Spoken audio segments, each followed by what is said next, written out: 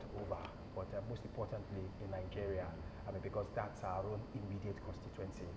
And when you really understand how the trajectory of a nation is shaped, you know that no nation can really grow the way it ought to grow, and of course attain its maximum potentials when you have huge amount of moral decadence in existence. So today we are going to be looking at how we can actually stem this spate of moral decadence, and we are going to be looking at the role of one of the major forces really of galvanizing the society, and that is nothing but counseling. So we are looking at retooling counseling for minimizing moral decadence on the program this morning, and we have in the studio to discuss this from my immediate left, Dr. Emily ADENIJI. She is a chairperson, Association of Professional Counselors in Nigeria, Ogun State chapter. It's a pleasure having you joining the conversation this morning. Thank you. Good morning, sir. And to complete the team is SINA ADEFOLAHAN. He is a child development advocate. It's a pleasure having you in the studio this morning with us. Good morning, viewers at home. And of course, I'm not alone. My colleague, Taiwo Fabajo, is also here, and together we are going to be taking on our guest. Taiwo. Okay. Yeah, good morning. Good morning to our guest once again.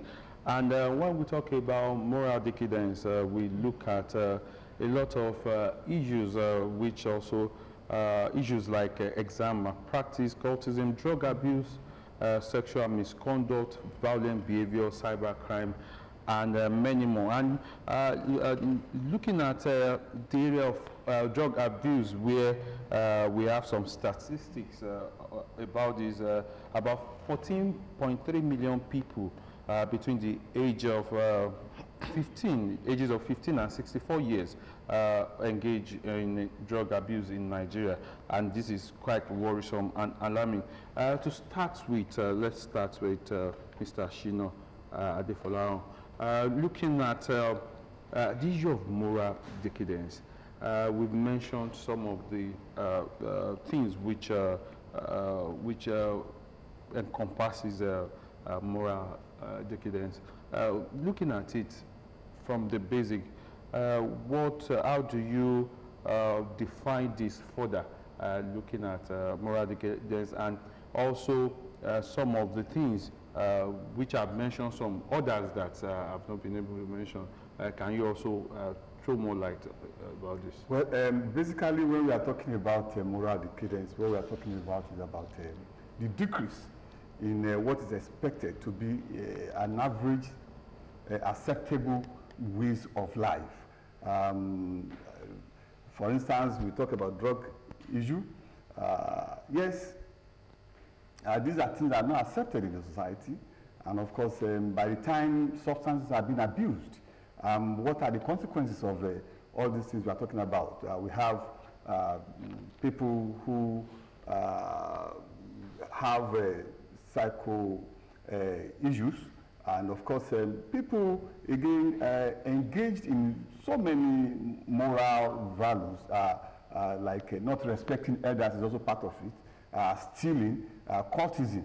And of course, when we look at all these vices we are talking about, one will discover that all these things happened as a result of paradigm shift from what life used to be in the past, when that culture of accepting that it is not your own biological parents that is responsible for the moral upbringing. That is the kind of environment and the culture that some of us grew up with. But over time, because of the influence of the Western civilization, it is me and my family, and of course this me and my family precludes other members of the community, the other members of the extended family from spanking and of course discipline the youths within the community, and as a result, this gets over their head, feeling that nobody else could control them. And of course, again, we should also not forget that talking about moral decadence, we should not exonerate parents,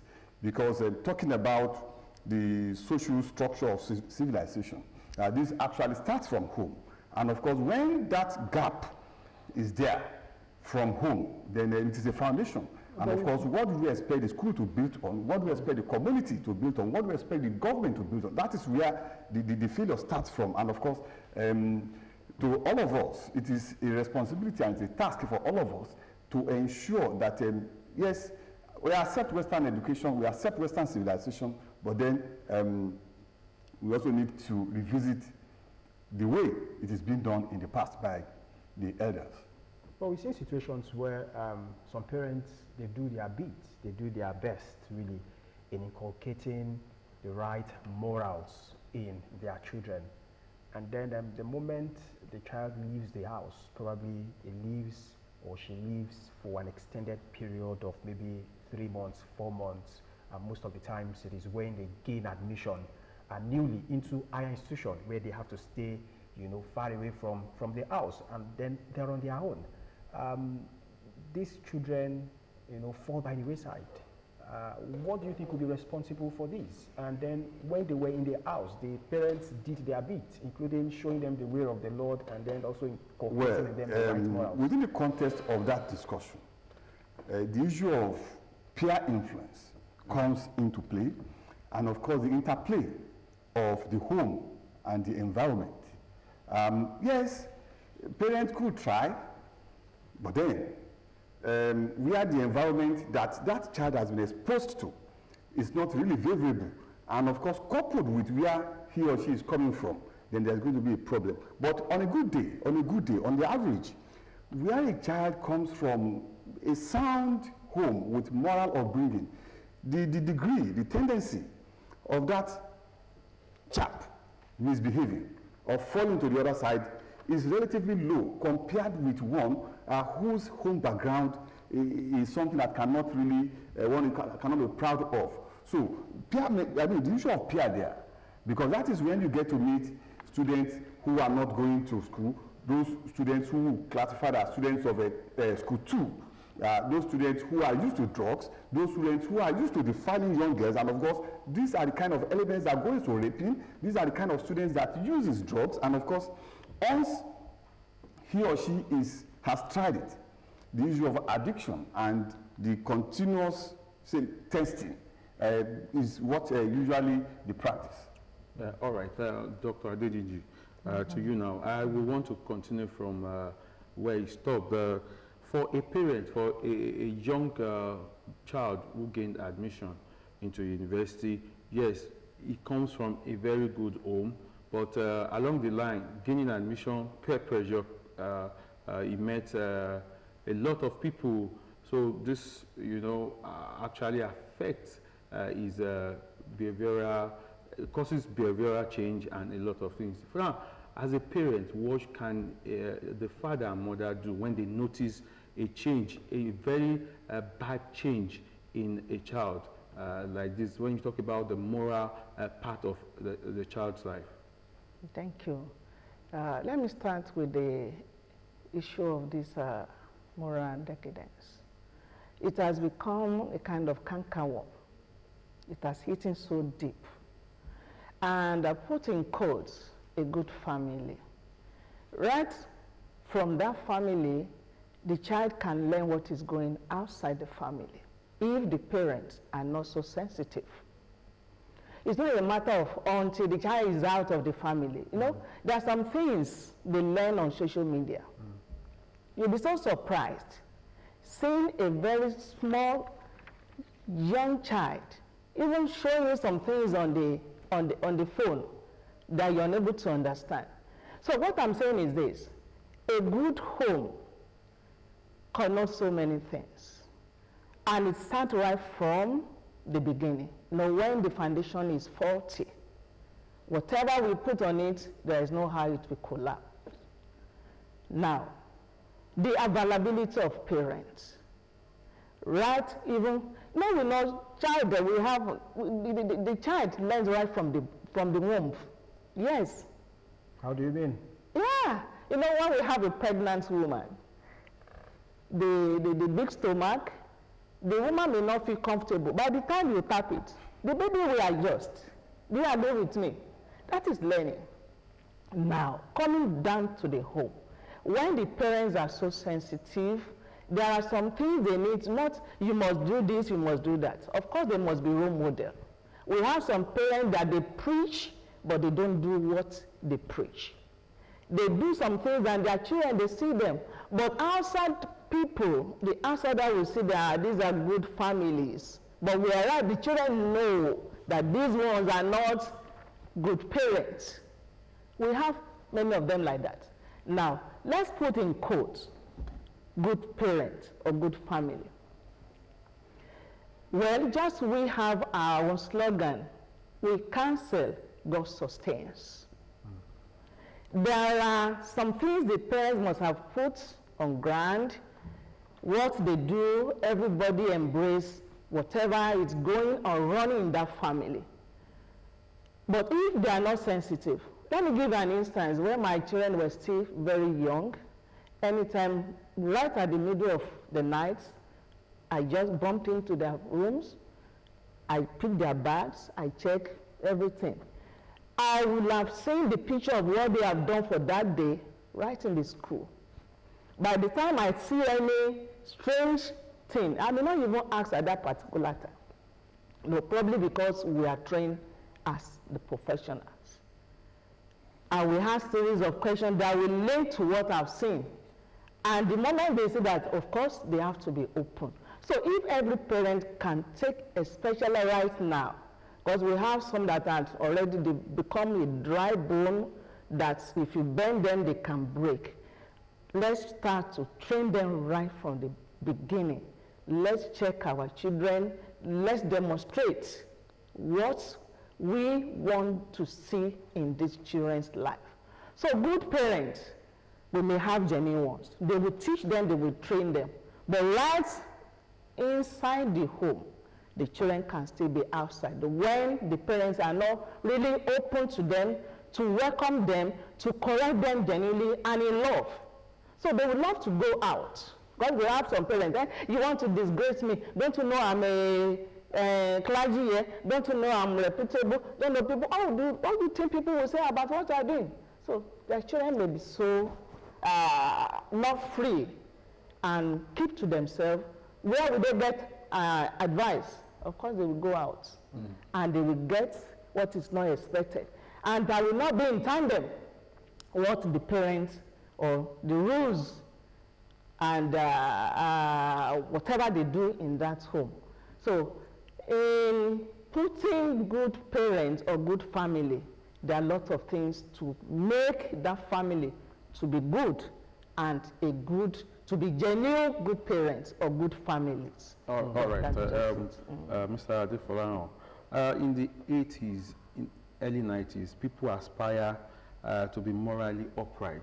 It's one thing that they so much want. They work towards, and many will live very upright in many things that they do, because morally you discover that they try to do everything accordingly. But these days you discover that people are not very intentional about having that very moral life. I would like to know, some also believe that poverty is part of the reason why this has played out. Do you subscribe, do you believe in this school of thought that says poverty is also part of the reason why people are not subscribing to the idea of being upright morally? Well, let me first correct an impression. It is not only about in the 80s and 90s that people aspire to be morally upright. As even we speak, we still aspire to be morally upright. But then the degree of that uprightness is the issue that is coming down, that we all need to scale up. So coming to the issue of poverty. Poverty is just one out of many. Yes, the philosophers will say that an angry man is an hungry man. And so, to that extent, somebody who is angry will definitely misbehave. Somebody who is angry may go out to steal, to go into drug, commit suicide, commit rape, and other social vices. But then, when we are talking, it's about what do I want? And who am I? And what kind of, it's about empathy. It's about interpersonal relationship. That's my neighbor. That's my boss. The people we are working together. And me as a person, whom or do I hope to become in the nearest future? And so these are some of the areas where our youths, our children, seems to lose focus. In that, in the essence, beyond the issue of poverty, our youth try to look at bad role models. And so it is those role models that they now try to aspire to. Yes, it is good to aspire to become a good footballer, to go into music, but beyond them, there are other areas that our youth could tap into to explore the possibilities of all these things we are seeing. And of course, where counseling comes in this discussion, is about giving the right information to our youth and the children for them to be able, we open so many opportunities for them, so many chances. It is now left for them to be able to say, from the various options and analysis presented before me, and based on my own value, this is what I should be able to opt for. That is helping them to make an informed decision. That is where counseling comes in. And of course, as parents, as teachers, this is part of the key area that we also need to buckle up as school administrators, as parents, as government, as an institution. We need to open up that area of communication between either the parent and the school, so that, you know, at times some of these students and of course our children, they misbehave because they didn't have that close access. Some of us as parents, we are so rigid that our children find it difficult to approach us to find out, Daddy, why is this so? Mommy, why is this so? So, and of course what we are saying is that at the level of the home, the parents should be more accommodating, that the guy's child, even at the point when she has issue, it could be menstrual issue, it could be hygiene issue, it could be reproductive issue, we'll be able to feel free to talk, if not to the father, at least to the mother, and say, this is my condition, and of course, how do I go about it before she goes out to learn in a very bad way outside the family. And so within the school system, one good opportunity is that, one, the school should open up communication channels through what we call the Students' Representative Council, where students can openly express their yearnings and aspirations. Schools should endeavor to put suggestion box in some corners where students could be able to feel free that this is an area where we want improvement, that our teachers are not doing this, that our students, we want this. So, and of course, this need to for the place, other higher institutions of learning, where students should be able to feel free and communicate what they want. Where that gap is not there, then students are bound to misbehave. And we are talking about this moral decadence. Thank you. Doctor, how can separated partners also manage this? We have talked about there's high level of breakdown in family values and also family structure. Just like he mentioned, what we look at parents who are together, but the separated partners, how can they come together to ensure that the children that they have do not uphold the structure, family structure, and have a belief in family values? We are talking about the broken homes. Now, they're already separated. You know, when two elephants fight, of course, the grasses will suffer. but it's not totally out of place to train these children to do it right. And you know, I mentioned something at the initial stage that the children look at us to be role models. What are the things we are doing? So any home that is not yet separated might also be having issues. They're just managing themselves. That is life. Separation. The children will be either with the mother or with the father. But the love must be shown to these children. They must understand why the separation comes at the first place. Why are you separated? There are some things that can still be corrected because these children, they learn from what we are doing. And the separated parents need to show love for their children, irrespective of their grievances or whatever that might have caused the problem between them. APROCON is shouting and calling on doing things right. We target to be for right. Right. For right. APROCON is clamoring to let people do things right. Do it at the right time. That's the first right. The second right place. Mission, right purpose. Then what type of people? Right people. So when we put all this together, we see when you do things right at the right time, in the right place, with the right people, and with the right mission or purpose, of course, the society will have peace and reduce this issue of social devices in our society. And it's not only people look at counseling. Do you agree with me that everybody needs counseling? But some people have turned counseling to be just to guide. If you are not a medical doctor, you cannot treat someone that is sick. I think I'm right. So we have technical know-how. Professional counselors, skilled, they are trained to know how to put the right peg in the right, in the round hole. It's not a matter of guiding someone based on your experience. But in counseling, we are trained. That is why professional counselors in Nigeria.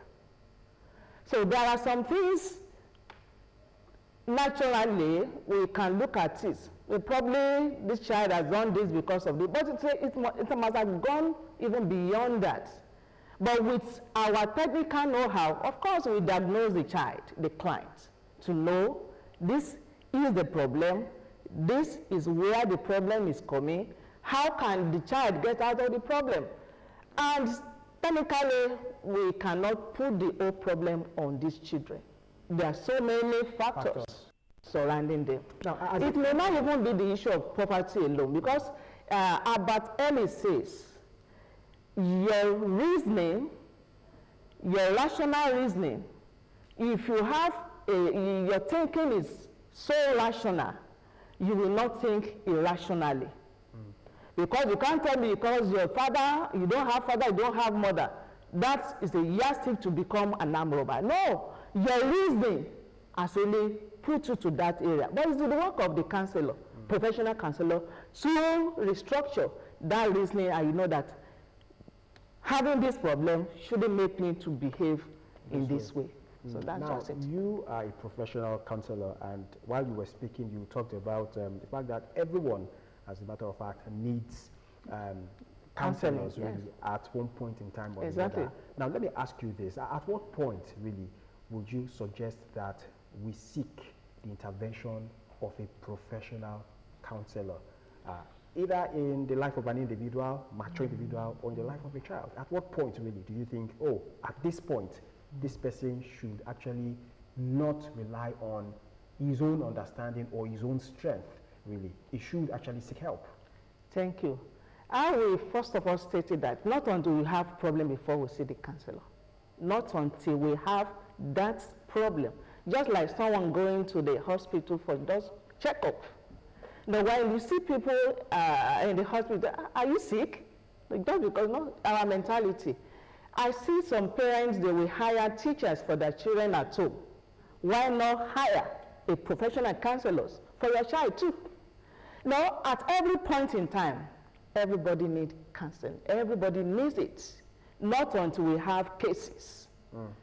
There is need to get it right, even when it is still very simple. Everybody, it may be a psychological issue, it may be, you can see it physically, academically. The student that is not performing well in this area, something must have happened before that level. In fact, the problem may be, or might come from the parents too, forcing the child to what is not interested to the child.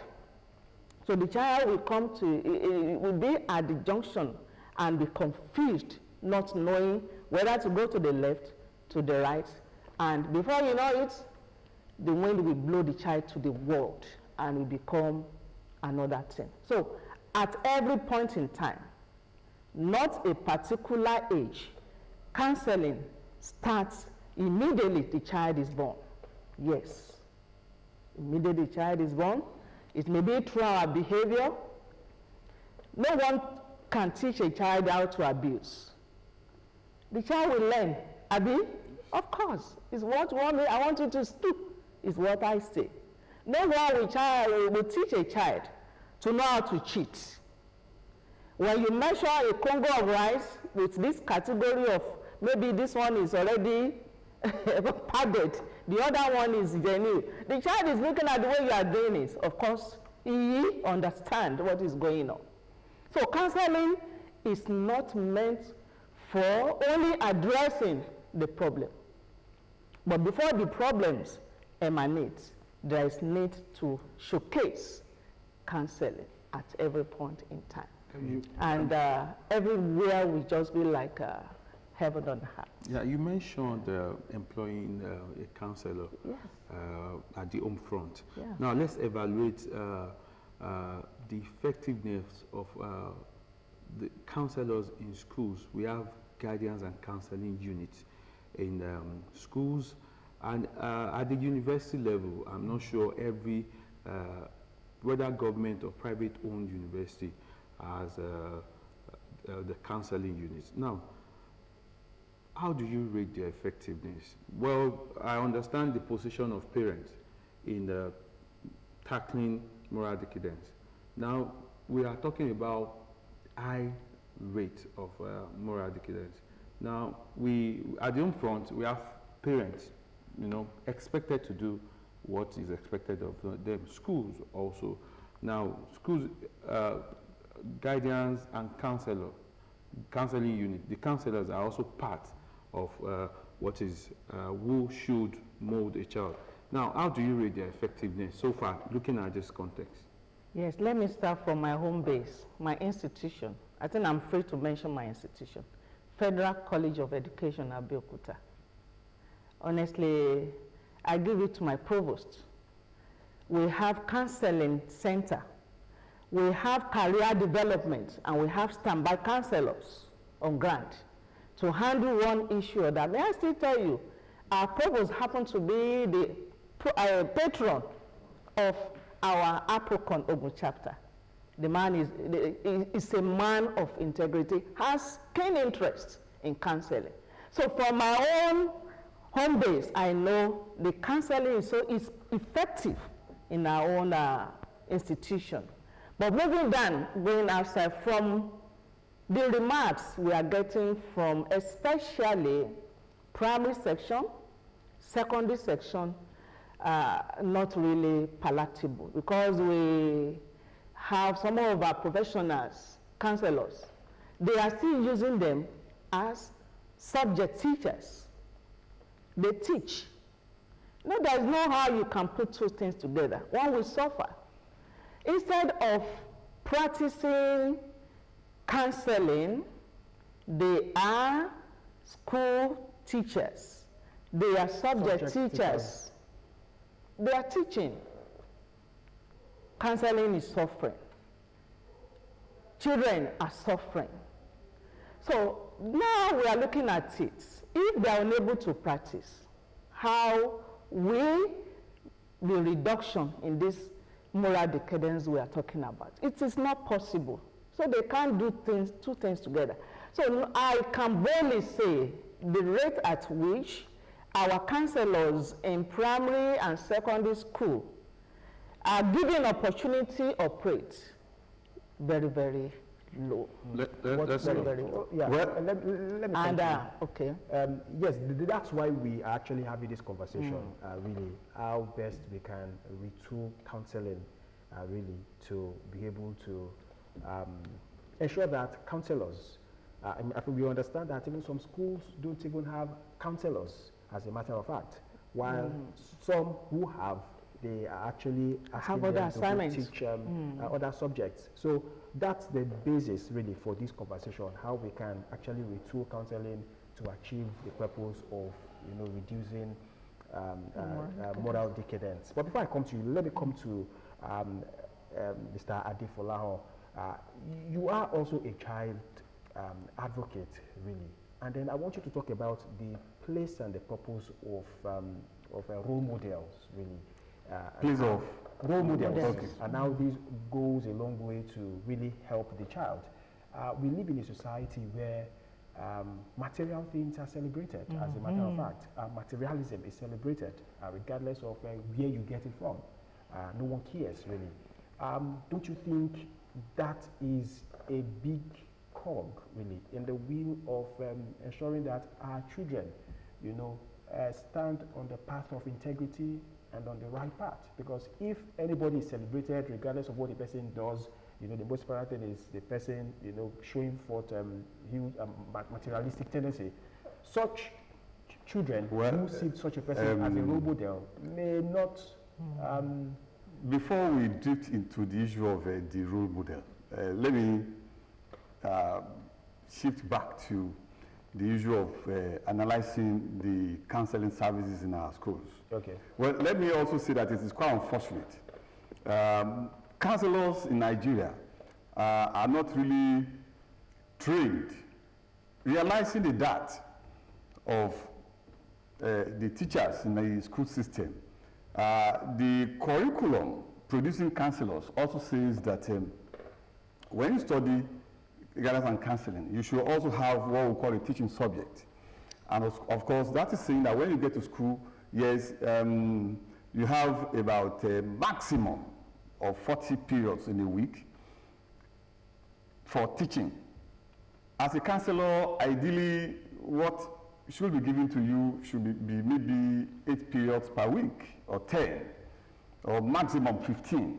But what is on ground is that that little periods that our counselors are supposed to be using for teaching, and of course, with majority of their time for effective counseling, is not there.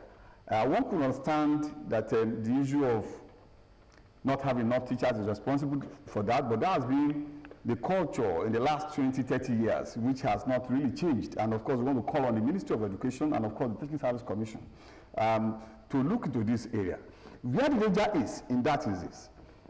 By the time we are placing students, by the time students are migrating from the basic junior class to the senior class, ideally, this is a critical time, a critical point in the life of our students. And so, at that point, they need the services of professional counselors to guide them into the stream that they'll be going into. Is it science? Is it management? It will be arts. And of course, by the time our students couldn't get it at that point, a student who is supposed to go into medicine, finding himself in the area of communication, by the time he gets to the university, because he doesn't have interest in the area he has found himself, he doesn't have time for that whistle. And of course, that is part of where the decadence starts from. Now, coming back to the issue of the role model. Well, it is quite unfortunate that the social media has greatly not helped in this sense. And of course the media, not just about the social media, because the kind of people that our youths are now celebrating are not the kind of the people our elders of old used as their own mentor. The kind of people we looked up to in those days were medical doctors, lawyers, engineers.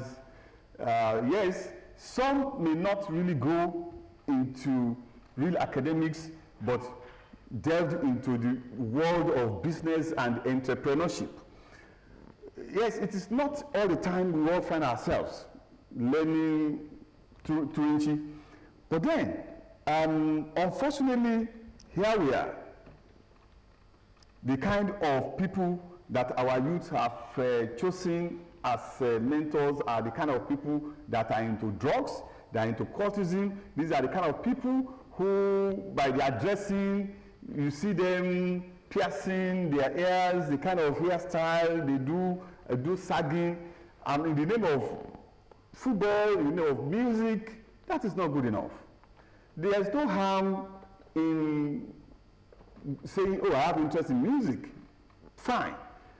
Go into that field that you have passion for, but then with a little bit of caution, so that not the kind of people who goes into the use of drugs to perform. And so that is part of where they are missing it. The natural talent is there, the raw talent is there for you to excel. But unfortunately, in the process that you want to be like ABCD, whose style is occultism, whose power is drugs, these are the kind of areas our people are, and these are the things that are not really helpful for our own society, because invariably those in the primary school too will also be clamoring to be like those in the secondary, and of course by the time... Isn't it largely because these are the people who actually splash the money really on social media, and the society said that's what the society celebrates. Well, that is about value is a value issue. Unfortunately, we've heard about money rituals of recent. We've heard about Yahoo boys using our girls, forgetting that you need to work hard before you can earn your money. So it is now Yahoo Plus, no longer Yahoo. Yahoo is when you strike, you hit your client who is overseas. But these days, we've heard of the migration from Yahoo to what we call Yahoo Plus by going into the occultic world to go into ritual killings before you now make money. Over what? Human life, for goodness sake. So the sanctity of life is no longer there in the name of, these days you are driving along in your own small car and you see a young boy of 18, 19, 20, 21 driving past you in a car worth over 50 million, 70 million. And of course, go and check the parent. The parent is a pauper who has not even had his or her breakfast as at the morning. So these are some of the issues that as a society, beyond, as a society, we also need to begin to talk to our parents. The need to have to value hard work and reduce, not only reduce, forget about what is called fast money, because the issue of the fast money is also part is what is causing the issue of what we are talking about. You need to work. Rome wasn't built in a day. There must be a progression, but our youth these days doesn't want to take it easy. So theirs is at 18, 19, 20. They want to have a mansion. They want to have the best car in town at the age of 21. Over what?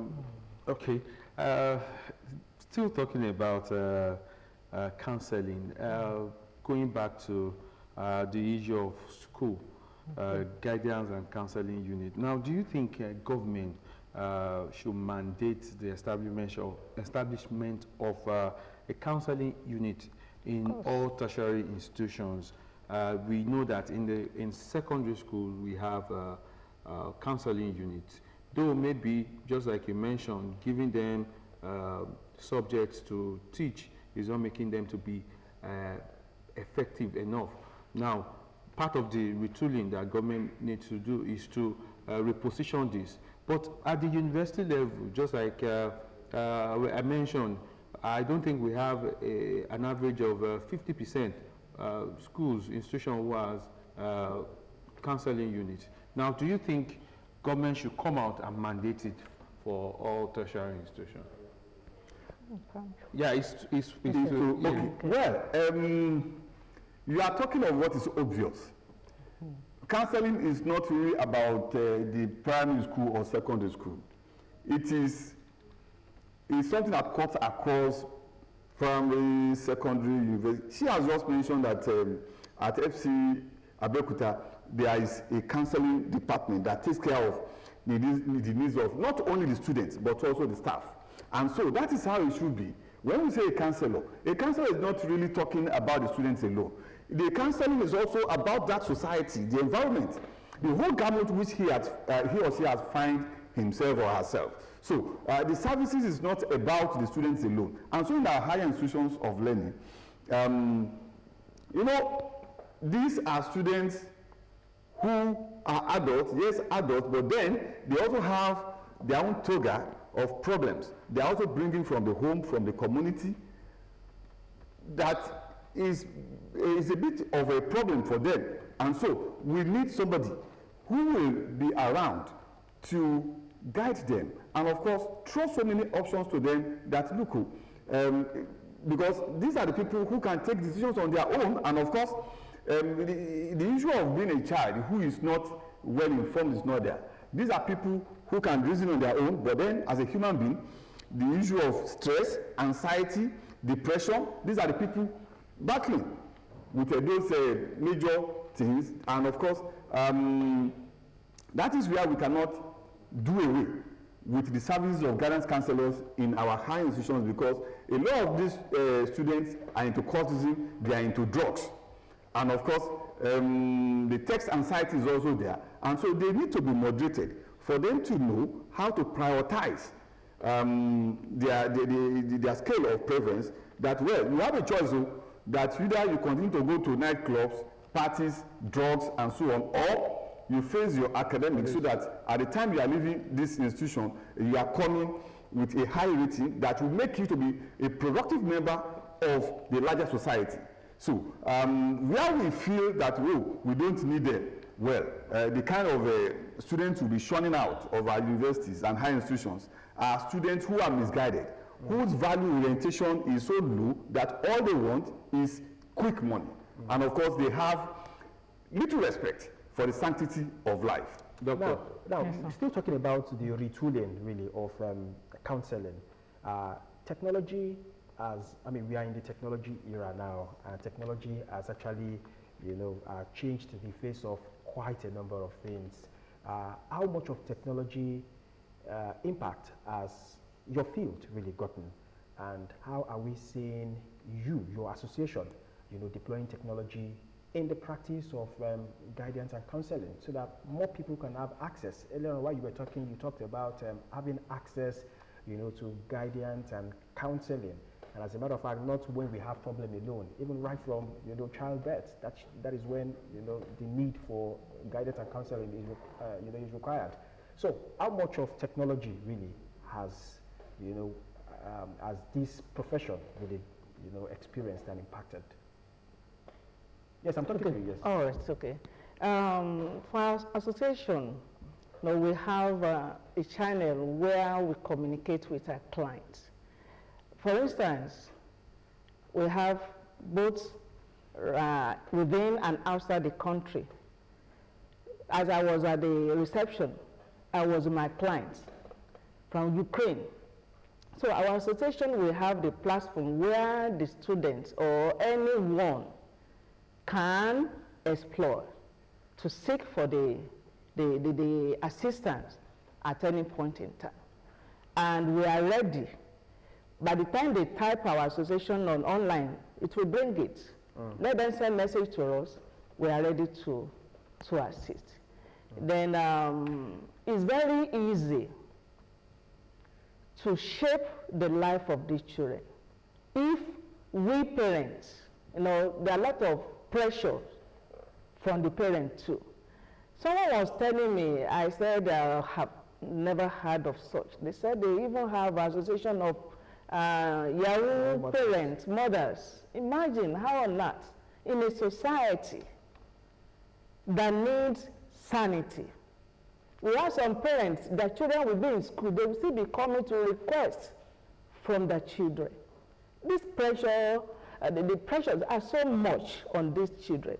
So parents, because I believe no one is born out of a family. We are from one particular family or the other. So this can be, we are ready. That is where we are giving our voice. We are giving our voice. They can be reshaped, and of course, we can do it right. If all of us work together, we can achieve the best. All right. Well, because we say we are in the e-world, sincerely yours, I must commend the Ogun State government for creating this e-platform for education services in Ogun State. And of course, where counseling can come in is also that, yes, all the students have a code that they can log on to assess their academic performance online. And of course, how I wish, and of course, it will be a good recommendation to the Ogun State government that they should also consider the use of so many psychological tools, especially psychological tests that could be deployed online so that the academic performance of students, and of course the issue of guidance into academic orientations could be used to place our students. So it is a challenge to Ogun State government. They have started, and of course they are doing well, but I feel they could also improve on the current e-platforms that they have created in Ogun State, in the administration of our secondary school and of course primary schools, because I know this also goes beyond secondary school. Our primary school students with their code can easily log on to those platforms and assess their information. At the same time, I feel that this is something that could also be extended to the parents too, to also, so at their fingertips, they can also tap to see, oh, this child that is not coming in home with his academic report. Let me also see what is happening online. And of course, from there, the parents could also know the attendance of the student, that child who has been leaving home and of course not getting to school. Now, let's also look at how much of collaboration, really, as a guidance and counselor, probably that is working in the school. How much of interaction, really, should that guidance and counselor, you know, have with the parents of the child? Yes, we understand that, I mean, advanced climes, technology would actually do this, you know, way faster, you know, by just sending mails to the parents and the rest of them. But in this, our own space, we really haven't gotten to that height. So how much of interaction, really, should guidance and counselors have with parents, really, you know? Yes, when you look at the policy of education in Nigeria, there is a place, strong place of counseling in education. And our association, we've been trying to collaborate with the principals of schools. We are planning also, you know, we have counselors too. There is need to have train the trainers to remind ourselves some of the skills that we can use to address different issues. And collaboration is in form of, even when we have people that are ready to accept the offer, we are ready to give the service. We may think maybe the charges will be, we are ready, we will do a kind of service to humanity so that our society will experience peace and the security will be so strong that everybody can just close their eyes and sleep without any fear. So we are ready. The moment we are called, we are ready to collaborate. But we are collaborating already. If you want, now we are saying it's not only for school. Even your organization here, yes, everybody needs counseling, and we are ready to collaborate. Thank you. Thank you so much for your time with us this morning. Of course, we have been taking a look at retooling counseling for, reducing and minimizing moral decadence in the society. And we have been able to, yes, look at this particular issue, and we must thank you so much, our guests, for your time with us, addressing this particular issue. Dr. Emily ADENIJI, Chairperson, Association of Professional Guidance Counselors in Nigeria, Ogun State Chapter. Thank you so much for your time. And of course, Mr. Shino ADEFOLAHAN, a child development advocate. We also appreciate you. That's the size of the program. You're done for today. We thank you so much for watching. Do enjoy the rest of your day. Taiwo. Yeah, enjoy your weekend. Another crew will join you on Monday. Bye for now.